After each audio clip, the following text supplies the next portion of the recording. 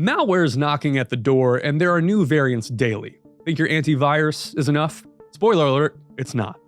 This is Intellectual Point. We help you get high-paying jobs in tech.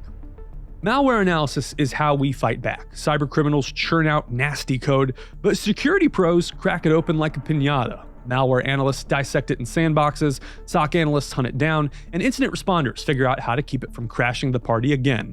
A real-world example, in 2021, analysts reverse-engineered the REvil ransomware after it locked up CySA's clients.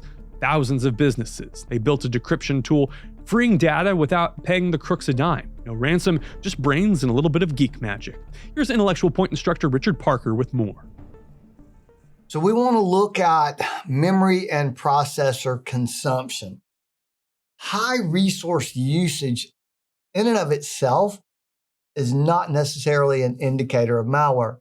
However, if I'm having any type of connection issues or high resource usage, I want to consider that right off the bat, okay? And what I really want to do is rule that out. Once I've done that, then I can begin to carefully inspect and see what is going on, okay? So many desktop applications can cause a lot of high resource usage. Right off the bat, malware scanners. So when I think about that, we had an issue just a few years ago and went on for a while with Windows 10, where all of a sudden Windows 10 would just be locked up, just straight up locked up, not doing anything.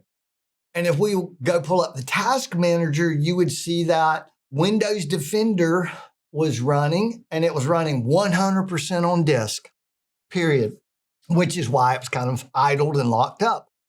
And back then, we could just kind of click on the task, end task, boom, it would stop, and we get control back. And you would literally, in Task Manager, you would watch it go from 100% disk and just drop straight down and then climb in the RAM, right? And you'd see the CPU begin to process threads.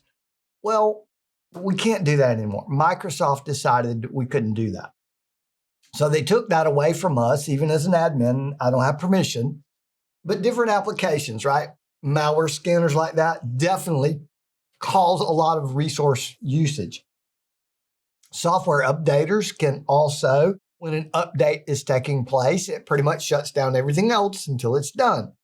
Other things like spreadsheets. So spreadsheets can get rather large and take up a lot of activity. OCR software for optical character recognition, or DVDs, CDs, those things like that can also sometimes use a lot of resources. And sometimes things that we don't think about, like how many tabs we have open.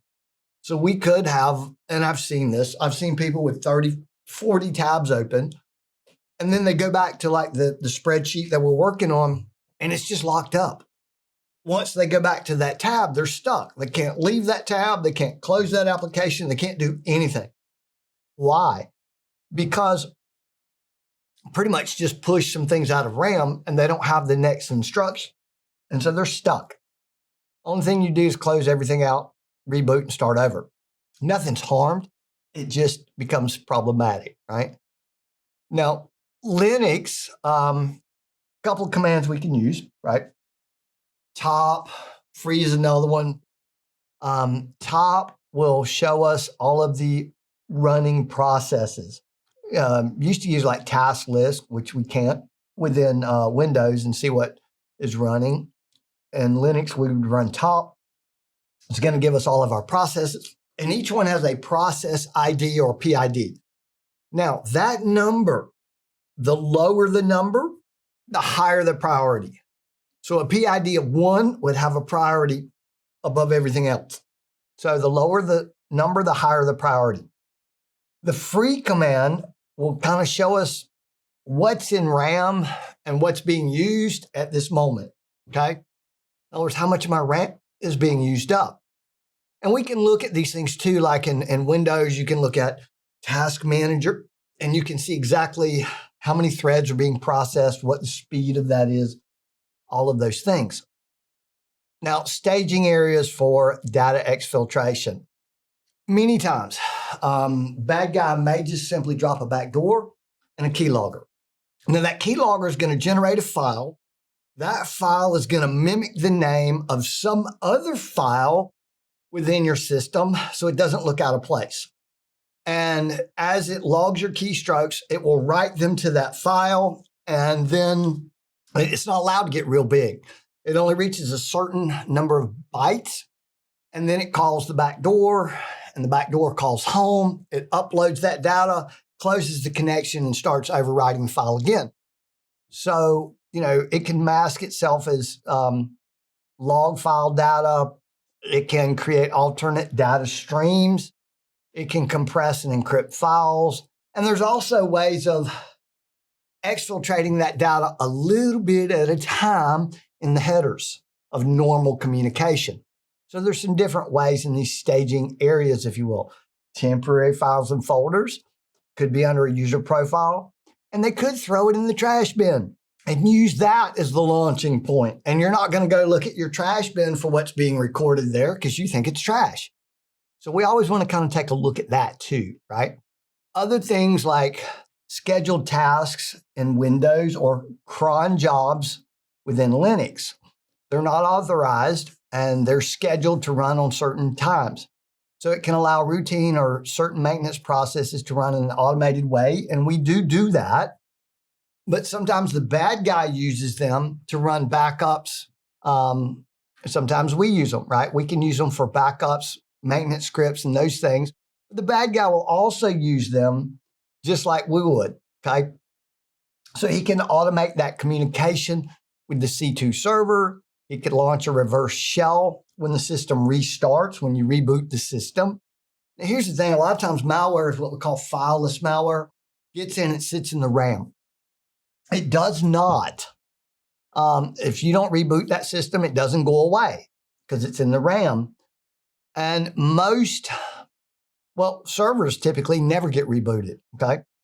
And desktops in a corporate environment, most of the time, unless there's a policy that tells them once a week or once a month, reboot your machine, they don't. They log out, they go home, they come in the morning, they log in. The machine itself never turns off. And so if there's any malware in the RAM, it will remain there, okay?